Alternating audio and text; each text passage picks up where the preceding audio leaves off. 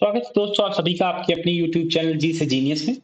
आज का इसमें मैं जो आपको पेपर सॉल्व कराने वाला हूँ, ये एसएससी जीडी का पेपर हुआ था 18 फरवरी 2025 को शिफ्ट 1 में। तो इसका मैं मैथ का डिटेल में सॉल्यूशन कराऊंगा और जो भी सॉल्यूशन कराऊंगा मैं आपको वो शॉर्ट ट्रिक से ही कराऊंगा। तो अगर आपने चैनल को अभी तक सब्सक्राइब नहीं किया है तो चैनल को सब्सक्राइब भी कर लीजिए और दोस्तों के साथ भी शेयर कर दीजिए। चलिए शुरुआत करता हूँ पहले क्वेश्चन से। 16, 45, 135 और 144 का एलसीएम इसमें क्या होगा, ये इसमें फाइंड करना है। तो एलसीएम फाइंड करना है। अगर हम 16, 45, 135 और 144 का एलसीएम निकालेंगे तो हमें टाइम लगेगा। तो इसके लिए आसान सी ट्रिक क्या होती है, शॉर्ट ट्रिक क्या होती है कि ये जो एलसीएम आएगा यहाँ पर, ये जो चार नंबर दिए हुए हैं सभी से डिविजिबल होगा। तो अगर आप नंबर में देखें तो यहां पर देखें तो 45 और 135, तो ये 5 का भी मल्टीपल है। 45 में 5 भी आ रहा है, इसमें भी 5 आ रहा है, तो जो भी एलसीएम होगा उसमें भी 5 आएगा, मतलब कि वो 5 का मल्टीपल होगा। तो अगर ऑप्शन 1 देखें तो इसके लास्ट में डिजिट जो है वो 2 है, तो ये 5 से डिवाइड नहीं हो पाएगा। ऐसे ही ऑप्शन 4 जो है ये भी 5 से डिवाइड नहीं होगा, क्योंकि लास्ट डिजिट इनकी जो है वो लास्ट डिजिट 5 से डिवाइड नहीं होगी। ऑप्शन 2 और 3 में लास्ट में 0 है, तो यही ऑप्शन 2 और 3 में से ही जो एलसीएम होगा इन्हीं में होगा। अब इसमें देखें तो 45 में ये 9 का मल्टीपल होता है और 5 का मल्टीपल होता है। तो 5 से तो हमने चेक कर लिया, 9 से और चेक कर लें तो ये दो ऑप्शन में ही एलिमिनेट कर सकते हैं। 9 से चेक करें, 8 और 2 10, 10 9 से डिवाइड नहीं होगा, तो ये भी ऑप्शन 2 जो है ये भी एलिमिनेट हो गया। अब बचा ऑप्शन 3, तो इसे भी चेक कर लें। तो 6 1 7 2 9, 9 से 9 डिवाइड हो जाएगा, तो ये ऑप्शन 3 जो होगा ये सेटिस्फाई कर जाएगा। तो 3 ऑप्शन एलिमिनेट हो गए, तो तीसरा ऑप्शन जो बचा यही ऑप्शन 3 करेक्ट हो जाएगा। हमें एक्चुअल वैल्यू निकालने की जरूरत इसमें नहीं पड़ेगी। आप जब भी एलसीएम के क्वेश्चन आए तो आप ऐसे ट्रिक से सॉल्व कर सकते हैं। दो संख्याएं m और n इस प्रकार हैं कि m के 4% और n के 6% का योग, तो m का 4%, m का 4% और n के 6% का योग जो एडिशन होगा वो m के 7% और n के 14% के योग के आधे के बराबर है। तो इनका m के 7% और n के 14% का जो एडिशन होगा उसका हाफ है, ये दोनों इक्वल हो जाएंगे। तो m और n का अनुपात ज्ञात कीजिए कि क्या होगा। रेशियो इसमें फाइंड करना है m और n का। तो इन दोनों इक्वेशन को सॉल्व कर लें, तो 2 से इधर क्रॉस मल्टीप्लाई कर लें, 2 से इधर मल्टीप्लाई होगा, तो ये हो जाएगा m गुणे 4 दूनी 8%। और अगर यहां देखें तो परसेंट सभी में है, तो परसेंट से परसेंट कैंसिल हो जाएगा सभी में, तो ये परसेंट यहां से एलिमिनेट हो जाएगा। तो ये हो जाएगा m गुणे 8 और प्लस ये हो जाएगा 6 दूनी 12 n इंटू 12, और ये हो जाएगा m गुणे 7, तो ये हो जाएगा m 7m इसे लिख सकते हैं, और प्लस ये हो जाएगा 14n। ऐसे इधर भी लिख लें, ये हो जाएगा 8m और ये हो जाएगा 12n। 7m इस साइड ले आए तो 8 में घटेगा तो ये हो जाएगा m, एक ही m बचेगा, और ये 12n इस साइड जाएगा तो 14 में घटेगा तो ये आ जाएगा 2n। तो m बाई n की वैल्यू आ जाएगी 2/1, और रेशियो में लिखेंगे तो ये हो जाएगा 2:1। ये इसका आंसर आ जाएगा, ऑप्शन 3 करेक्ट हो जाएगा। समूह ए में 13 सदस्य, समूह बी में 10 सदस्य, तो ए में 13 सदस्य हैं और बी में 10 सदस्य हैं। समूह सी में 45 सदस्य हैं, सी में 45 सदस्य दिए हुए हैं, ये नंबर्स दिए हुए हैं इनके, जो मेंबर्स हैं उनके। इन सभी समूहों के सदस्य एक रेस्तरा में गए हैं। समूह ए बी सी के प्रत्येक सदस्य द्वारा खर्च की गई औसत राशि क्रमशः 367 रुपए। तो इनका जो एवरेज दिया हुआ है, जो ये खर्च कर रहे हैं इनका एवरेज दिया हुआ है, ये दिया हुआ है 367, बी का दिया हुआ है 112 और सी का दिया हुआ है 401। प्रति सदस्य खर्च की गई कुल औसत राशि क्या होगी, ये इसमें फाइंड करना है। तो औसत निकालना है, औसत। तो इसमें मैं आपको डेविएशन मेथड से निकालना सिखाऊंगा, डेविएशन मेथड से एवरेज। तो एवरेज क्या होता है, ए के 13 मेंबर हैं और इनका एवरेज जो है 367 है, तो इनका इससे मल्टीप्लाई करना पड़ेगा। ऐसे ही बी में 10 मेंबर हैं और इनका एवरेज 112 है, तो 10 का 112 मल्टीप्लाई होगा और ऐसे इसमें भी मल्टीप्लाई होगा। अगर हम ये सभी नंबर मल्टीप्लाई करेंगे, ऐड करेंगे और फिर डिवाइड करेंगे, तो इसमें हमें बहुत टाइम लगेगा। तो डेविएशन में क्या करते हैं, हम एवरेज पहले अपने आप से मान लेते हैं। तो इसमें सबसे बड़ा नंबर 45 दिख रहा है, तो इसी को मान लें कि 401 इसका एवरेज है। 401 मान लिया एवरेज, एवरेज मान लिया हमने 401। लेकिन यहां पर जो एक्चुअल एवरेज है ये 367 है, तो कितना ज्यादा हो गया है, उतना इसमें से हमें घटाना पड़ेगा। तो 367 होना चाहिए था, लेकिन माना गया है 401, तो 367 में से 401 घटा दें, तो 400 बनाने के लिए 33 जोड़ना पड़ेगा और एक ही ज्यादा है तो 34। 34 इसमें ज्यादा है, तो 34 ज्यादा है तो 34 कम करना पड़ेगा। और ये इसमें 13 लोग हैं, तो 34 गुणे 13 इसमें कम करना पड़ेगा। तो 34 गुणे 13 जो इनका पैसा होगा, ये आदमियों की संख्या हो गई, 13 है ये, सॉरी 34 गुणे 13, ये मेंबर्स हो गए और ये एवरेज हो गए। तो इतना एवरेज कम करना पड़ेगा। अब प्लस बी का देखें, तो ये 112 है लेकिन हमने मान रखा है 401, तो 401 में से इसे घटाएं, तो ये हो जाएगा 288 और एक 289। तो ये ज्यादा है, सॉरी ये कम है, ये कम है जब माना गया ज्यादा। ये 112 है, कम है, माना गया 401, तो 401 में से घटा दें तो आ जाएगा 289। तो 289 और मेंबर कितने हैं, तो इतना इसमें हमें घटाना पड़ेगा टोटल में। तो 289 गुणे 10 इसमें घटाना पड़ेगा। 401 इसका एवरेज है, 401 इसका है, तो इसमें से घटाएंगे तो आ जाएगा 0। तो इसमें हमें कुछ भी घटाना नहीं पड़ेगा।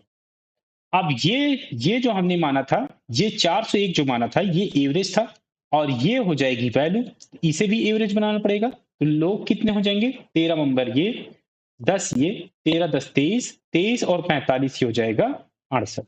68 लोगों में ये डिवाइड हो जाएगा। जितना ज्यादा था उतना 68 लोगों में डिवाइड कर देंगे, तो इतना हमें एवरेज में कम करना पड़ेगा। सॉल्व कर ले, तो 13 चौकी 52, 5 13 39, 39 और 5 44, और यह जाएगा 289 गुणे 10 दिया जाएगा, ये माइनस में है पूरा, प्लस हो जाएगा 2890। डिवाइड करना पड़ेगा 68 से, जोड़ लें तो 2 हो जाएगा, 4 और 9 13, 1 9 और 4 13, 1, और यह हो जाएगा 3532 को 68 से डिवाइड कर लें। तो पहले 4 से डिवाइड करें, ये हो जाएगा 17, 4 से इसे डिवाइड करें तो 8 चौके 32, और 8 4 3 12, 3 4 3 12 3, 17 से डिवाइड करें। अगर ये 850 होता तो 17 पचे 85, 50 हो जाता, लेकिन 17 कम है तो एक कम आ जाएगा 49। तो एवरेज जो घटेगा इसमें से माइनस में आ गया 49, तो इतना इसमें एवरेज में घटाना पड़ेगा। तो 4 से 1 में से 49 घटाएं, अगर ये 50 होता तो 351 हो जाता, एक कम है तो एक ज्यादा हो जाएगा 352, इसका जो एक्चुअल एवरेज हो जाएगा। ऑप्शन 3 करेक्ट हो जाएगा। ए एक कार्य को 16 दिन में पूरा कर सकता है, तो ए अगर कार्य करेगा तो 16 दिन उसे लगेंगे कार्य को पूरा करने में। बी उसी कार्य को 24 दिनों में पूरा कर सकता है, तो बी अगर पूरा काम करेगा तो 24 दिन इसे लगेंगे। यदि ए और बी बारी बारी से कार्य करते हैं और ए कार्य शुरू करता है, तो कार्य कितने दिनों में पूरा होगा, ये इसमें फाइंड करना है। तो दोनों कार्य करते हैं, बारी बारी से काम करते हैं, तो टोटल वर्क निकाल लें। तो टोटल वर्क निकालने के लिए इन दोनों जो समय दिए हुए हैं 16 और 24, इनका एलसीएम लेना पड़ेगा। तो एलसीएम लें तो 16 तिया 48 और 24 दूनी 48, तो ये आ जाएगा 48। तो जो टोटल वर्क आ जाएगा, पूरा काम जो हो जाएगा वो आ जाएगा 48 यूनिट। और एक दिन का काम निकालें तो इसे कहेंगे इफिशियंसी, कार्य क्षमता।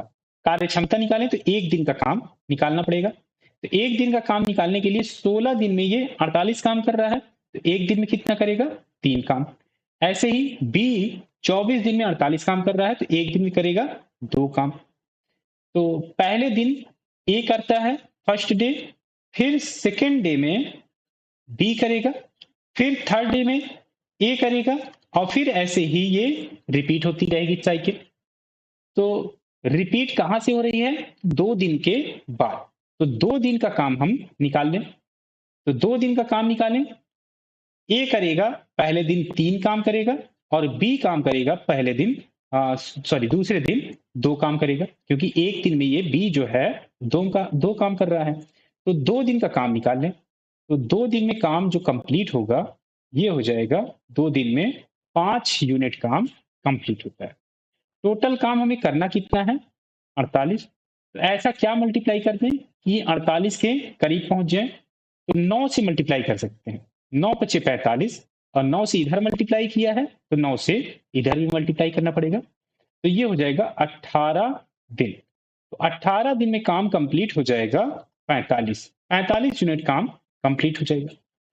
48 यूनिट इसमें काम कंप्लीट करना था। बचा कितना? 3 यूनिट काम बचा हुआ है। अब ये साइकिल के बाद जैसे पहले ए करता है, फिर बी करता है, फिर उसके बाद फिर ए करता है। तो ये साइकिल कंप्लीट होने के बाद कौन काम करेगा? ए, क्योंकि एक नंबर आएगा। तो अब जो नेक्स्ट डे काम करेगा, ये 45 यूनिट काम करने के बाद तो इसका नंबर आएगा ए का। तो ए एक दिन में कितना काम कर रहा है? 3 काम। तो एक दिन में काम ये करेगा 3 यूनिट और काम कर देगा। तो 45 3 48 टोटल जो काम हो गया वो कंप्लीट हो गया। और ये कितने दिन में हो गया? ये हो गया 19 दिन में। 19 दिन में काम कंप्लीट हो गया, और ये है ऑप्शन 4 में, तो ऑप्शन 4 करेक्ट हो जाएगा। अगर इसमें 48 की जगह इससे ज्यादा काम होता तो फिर नेक्स्ट डे जो है बी काम करता। तो बी से हम फाइंड करते। 2 ट्रेनें जिनकी लंबाई क्रमशः 240 मीटर 410 मीटर है, एक ही दिशा में 80 किलोमीटर प्रति घंटा और 110 किलोमीटर प्रति घंटे की गति से चल रही हैं। पीछे से आ रही तेज ट्रेन द्वारा दूसरी ट्रेन को पूरी तरह से पार करने में लिया गया समय मिनटों में क्या होगा, ये इसमें फाइंड करना है। तो समय होता है दूरी, डिस्टेंस अपॉन स्पीड, दूरी बटे चाल। दूरी क्या हो जाएगी? जब एक ट्रेन दूसरी ट्रेन को पार करती है तो इनकी जो दूरी होती है, जो दूरी कवर करती है ट्रेन, वो दोनों की लंबाई के एडिशन के बराबर ही कवर करती है। तो दूरी हो जाएगी दोनों ट्रेन की लंबाई का एडिशन। तो एक ट्रेन है 240 मीटर की और दूसरी ट्रेन है 410 मीटर की, तो इन दोनों का एडिशन कर दें। तो 4 और 2 6, 650 मीटर की दूरी कवर करनी पड़ेगी। और स्पीड क्या हो जाएगी? जब दोनों ट्रेनें ही चल रही हैं तो इनकी रिलेटिव स्पीड ली जाती है, और ये एक ही दिशा में चल रही हैं तो इनकी जो स्पीड होगी इनका डिफरेंस लिया जाएगा। तो 110 बड़ा है तो 110 में से 80 घटा देंगे, तो ये आ जाएगा 30 किलोमीटर प्रति घंटे। तो स्पीड जो हो जाएगी ये आ जाएगी 30 किलोमीटर प्रति घंटे, और ये मीटर में है तो इसे भी मीटर पर सेकंड में चेंज कर लें। तो 30 में 5/18 से मल्टीप्लाई कर देंगे, ये हो जाएगा मीटर पर सेकंड में चेंज। अब यहाँ पे वैल्यू रख दे। डिस्टेंस है 650 और स्पीड है 30 गुणे 5/18। तो सॉल्व कर लें। 0 से ये 0 कैंसिल हो जाएगा, 3 से ये कैंसिल होगा तो आ जाएगा 6 ये ऊपर चला जाएगा, और 5 से ये डिवाइड होगा, ये आ जाएगा 13 गुणे 6, 13 गुणे 6 आ जाएगा। और ये जो वैल्यू आएगी ये सेकंड में आएगी, तो इसे मिनट में चेंज करना है क्योंकि मिनट में हमें वैल्यू फाइंड करना है। तो 60 से डिवाइड कर देंगे तो ये आ जाएगी मिनट में समय। तो 60 से डिवाइड करें तो 6 से ये डिवाइड होगा तो 10, और 13/10 ये आ जाएगा 1.3 मिनट। ये इसका आंसर आ जाएगा, ऑप्शन 4 करेक्ट हो जाएगा। 3 फरवरी 2023 से 17 अप्रैल 2023 की अवधि के लिए 2,000 रुपए पर 6.75% प्रति वर्ष की दर से साधारण ब्याज रुपए में क्या होगा ये इसमें फाइंड करना है। तो पहले इसमें हमें समय निकालना पड़ेगा। 3 फरवरी 2023 से 17 अप्रैल 2023 तक। 3 फरवरी से 2023 में 28 दिन की फरवरी होती है, तो 3 से 28 का समय निकालें तो ये हो जाएगा 25। मार्च पूरा मार्च है तो 31 दिन मार्च के, और ये 17 दिन अप्रैल के, तो 17 और जुड़ जाएगा। तो टाइम आ जाएगा यहाँ से 25 और 31 56, 56 और 7 हो जाएगा 63, और 10 73, 73 दिन आ जाएंगे टोटल जिसमें ब्याज मिलेगा। समय हमें वर्ष में रखना होता है, तो टाइम निकालने के लिए 73 को 365 से डिवाइड कर दें, तो 73 से ये डिवाइड होगा तो आ जाएगा 1/5 7, ये आ जाएगा ये। साधारण ब्याज निकालना है तो सिंपल इंटरेस्ट हो जाएगा principal into R into T upon 100।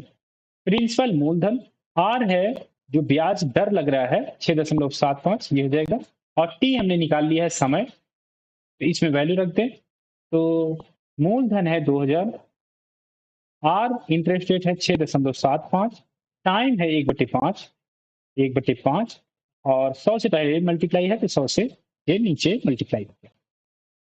2 zero से 2 जीरो कैंसिल हो जाएगा, 5 से ये डिवाइड करें तो आ जाएगा 4, 6 चौके 24, और 0.75 से और मल्टीप्लाई करें, 7 चौके 28, 5 चौके 20, ये आ जाएगा 3, 3 इसमें और जोड़ना पड़ेगा, ये हो जाएगा 27, 27 रुपए ब्याज मिलेगा। ऑप्शन 3 करेक्ट हो जाएगा।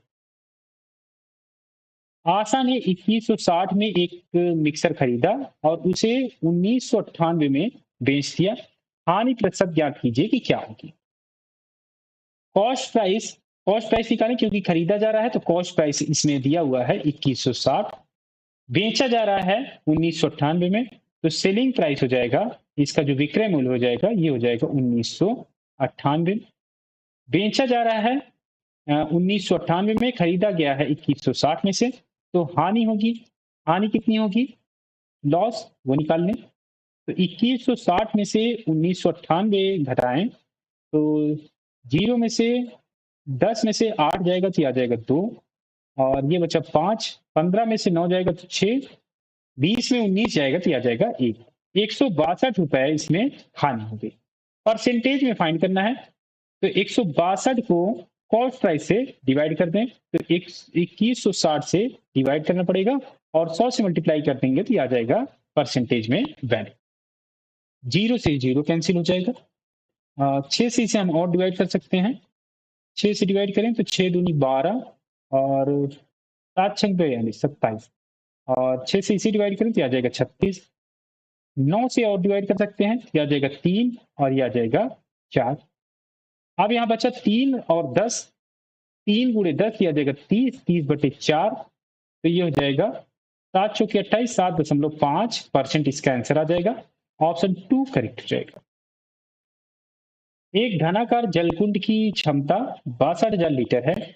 यदि इसकी लंबाई और गहराई के अनुसार 2.5 मीटर और 10 मीटर है, तो इसकी चौड़ाई ज्ञात कीजिए कि क्या होगी। घनाकार जलकुंड है, क्षमता दी हुई है 62,000 लीटर है, तो क्षमता जो होती है घनाकार कुंड की, कैपेसिटी या कहें कि आयतन जो होगा, वॉल्यूम, वो हो जाएगा लंबाई गुणे चौड़ाई गुणे ऊंचाई। तो लंबाई क्या दी हुई है इसमें, लंबाई दी हुई है 2.5 मीटर, तो 2.5 मीटर। चौड़ाई इसमें फाइंड करना है, मान लेते हैं ये बी ही है। ऊंचाई दी हुई है, या कहेंगे गहराई जो होगी, गहराई ऊंचाई के बराबर होगी, तो ये है 10 मीटर। और ये जो क्षमता दी हुई है ये है 62,000 लीटर, और ये जो वैल्यू है सभी मीटर में रखी गई हैं, तो इसे भी लीटर की जगह मीटर क्यूब में चेंज कर लें क्षमता को। तो 1000 लीटर बराबर होता है 1 मीटर क्यूब, तो 1000 से डिवाइड कर दें, 62,000 को अगर हम 1000 से डिवाइड कर दें तो ये चेंज हो जाएगा मीटर क्यूब में, मीटर क्यूब में।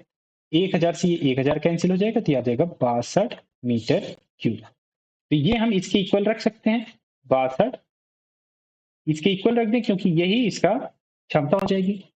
तो यहाँ सॉल्व करें, ये हो जाएगा 62 और 2.5 का 10 में मल्टीप्लाई होगा, तो आ जाएगा 25 गुणे बी।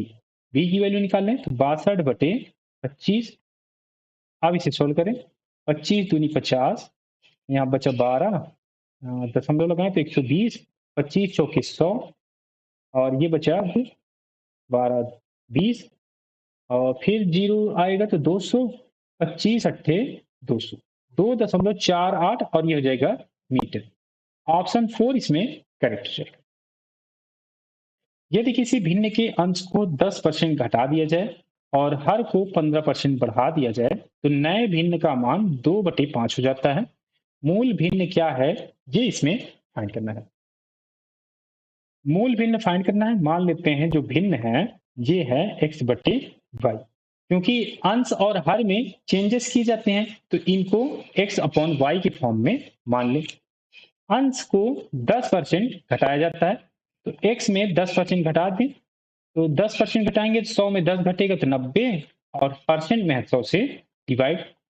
और हर में कहा गया है डिनोमिनेटर में 15% इंक्रीज किया जा रहा है, बढ़ाया जा रहा है, तो 15% बढ़ा दें डिनोमिनेटर में।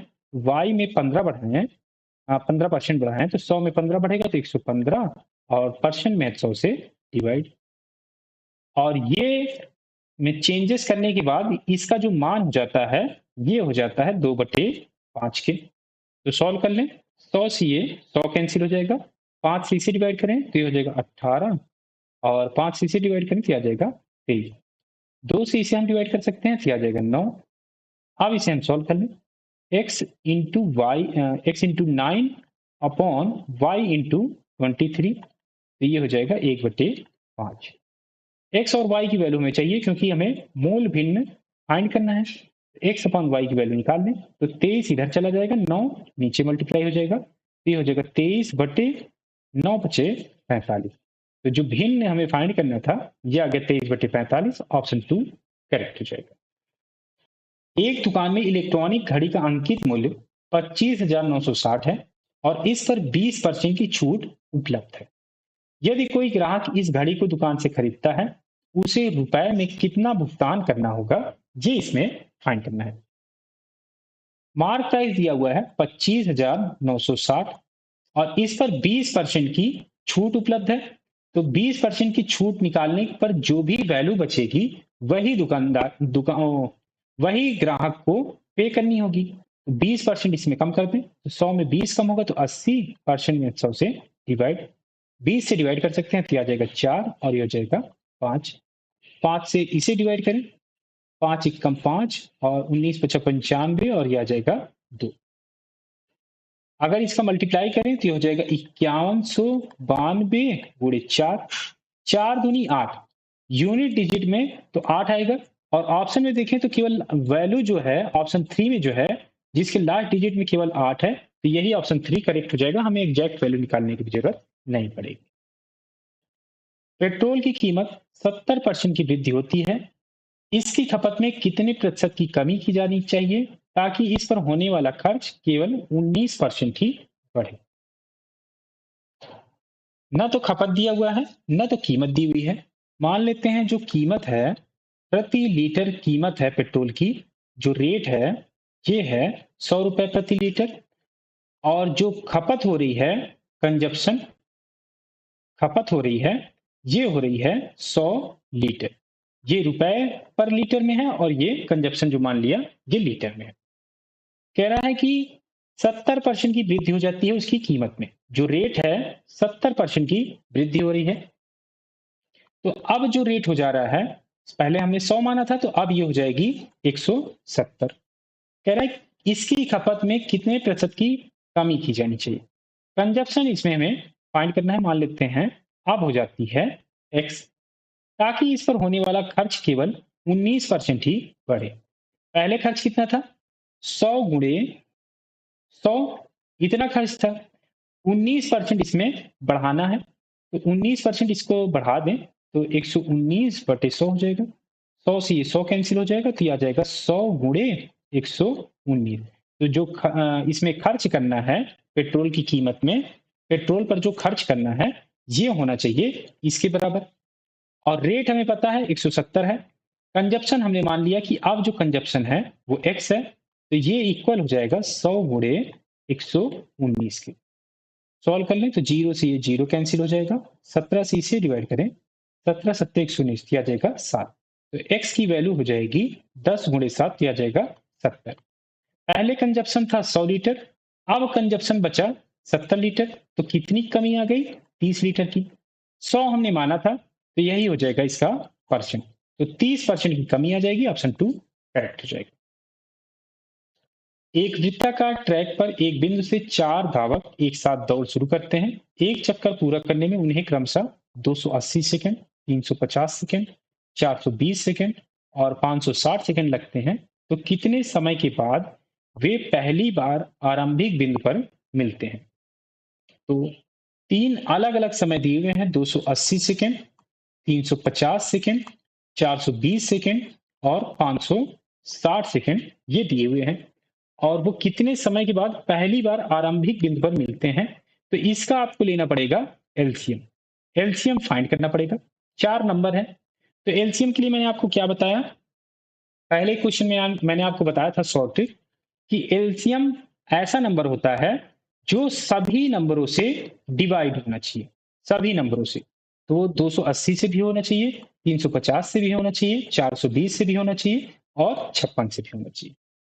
तो अगर आप इसमें देखें तो 28 में 7 आता है, तो 7 से हम चेक कर लें कि कौन सा नंबर ऐसा है जो 7 से डिवाइड हो सकता है।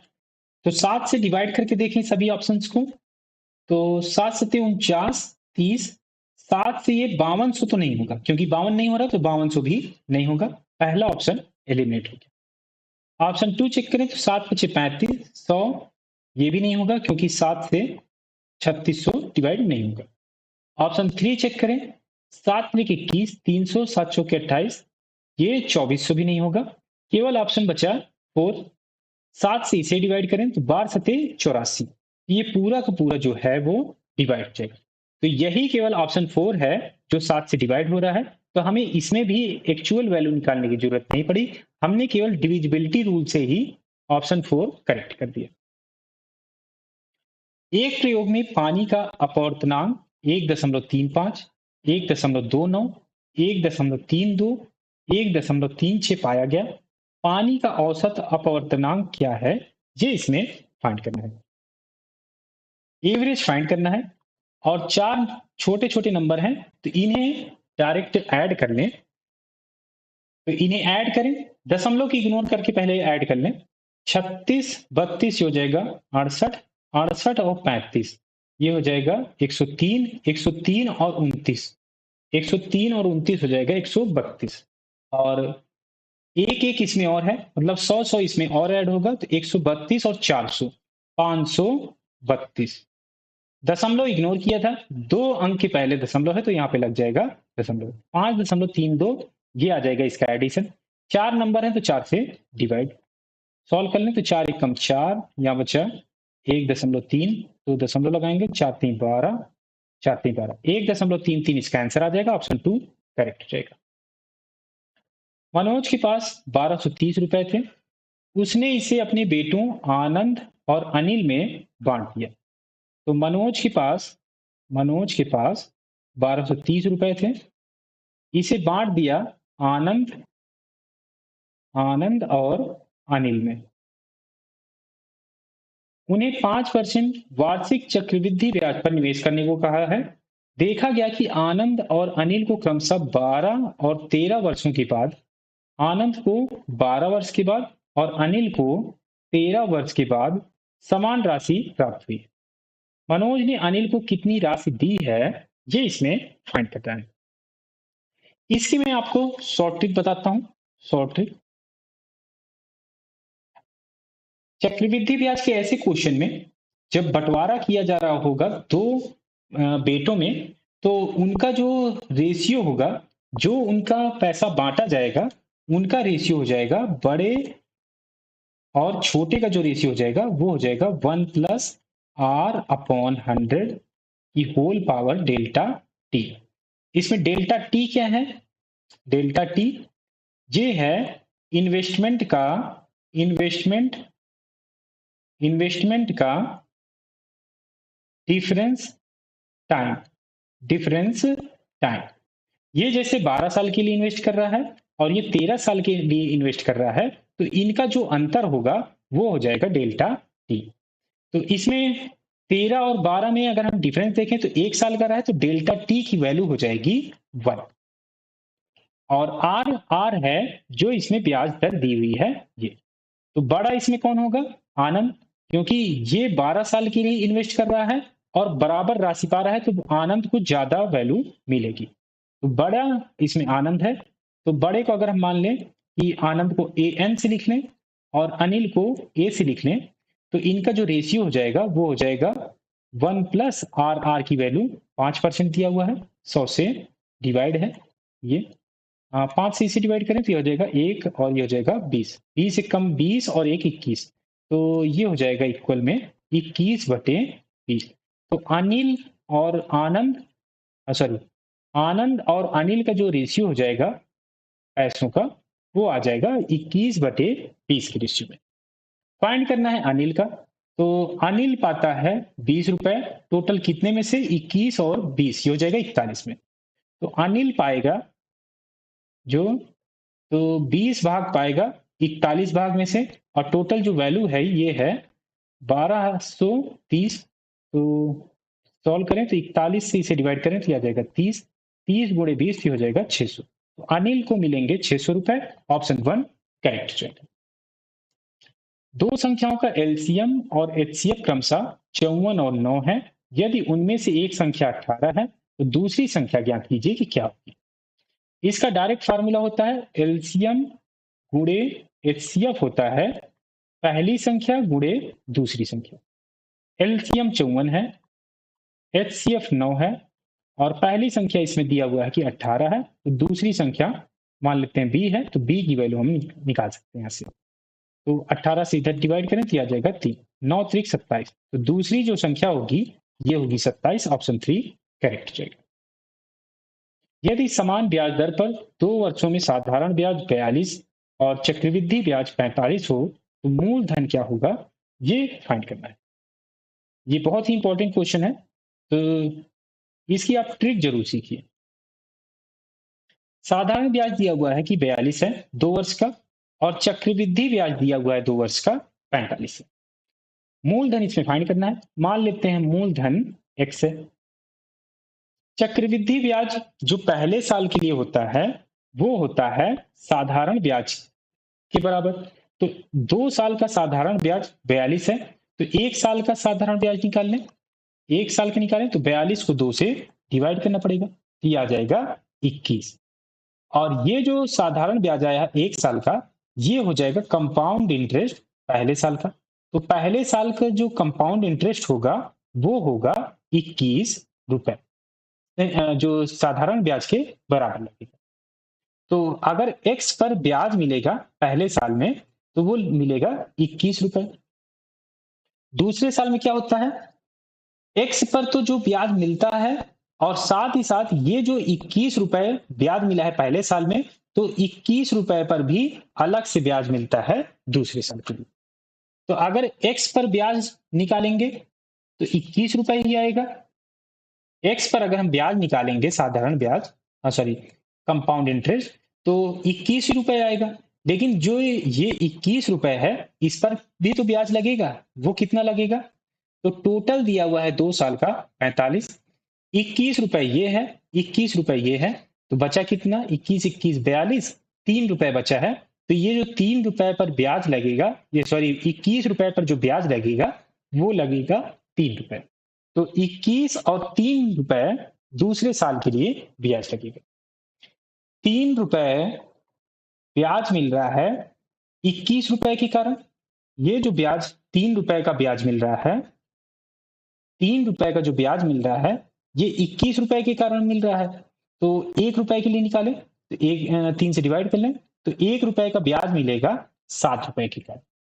तो ये 21 का हम निकाल सकते हैं कि 21 रुपए का ब्याज, 21 रुपए का ब्याज कितने रुपए पर मिलेगा? तो 7 गुणे 21, 21 सत्ते 147। तो 147 रुपए के कारण 147 रुपए पर ब्याज मिलेगा 21 रुपए का, और यही हो जाएगा इसका मूलधन, प्रिंसिपल। तो 147 इसका मूलधन आ जाएगा, ऑप्शन 1 करेक्ट हो जाएगा। ए बी सी कक्षा एक्स के अनुभाग है। ए अनुपात बी का अनुपात जो दिया हुआ है ये 9:4 है। ए और बी का अनुपात दिया हुआ है 9:4। ए और सी का अनुपात 3:2 है। ए और सी का अनुपात दिया हुआ है 3:2। ये दो अगर अनुपात में आप देखें तो ए यहां पर भी है और ए यहां पर भी है, लेकिन यहां पर वैल्यू 9 है, यहां पर वैल्यू 3 है।